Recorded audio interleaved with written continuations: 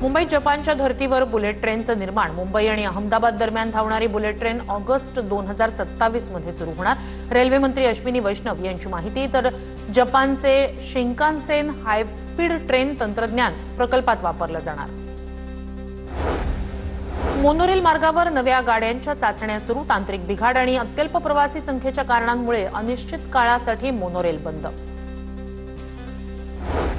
फार्मसीचे प्रवेश अद्यापही बंद। अद्याप वेळापत्रकच जाहीर नसल्यानं हजारो विद्यार्थी पालक संभ्रमात। प्रवेश प्रक्रियेला ऑक्टोबर उजाडण्याची शक्यता। पुण्यात यंदा मान्सून हंगामात ताम्हिणी घाटात सर्वाधिक पावसाची नोंद। सलग दुसऱ्या वर्षी ताम्हिणी घाट देशातील सर्वाधिक पर्जन्यमानाचा प्रदेश ठरला। महाबळेश्वर, कोयना, लोणावळा भागातही विक्रमी पावसाची नोंद। पुण्यात श्वानांच्या लसीकरणावर विरोध। वारंवार हल्ले होत असतानाही श्वानांना ताब्यात घेताना काही श्वानप्रेमी आणि स्वयंसेवी संस्थांकडून विरोध। रेबीज मुक्त मोहिमेत महापालिकेची दमछाक, पोलिसांची घ्यावी लागते मदत। सप्टेंबरच्या चौथ्या आठवड्यात पुणे जिल्ह्यातील 4 धरणं 100% भरली। खडकवासला, पानशेत, वरसगाव आणि टेमघरमध्ये 100% पाणीसाठा। पुणे जिल्ह्यातील धरण पाणलोट क्षेत्रात समाधानकारक पाऊस।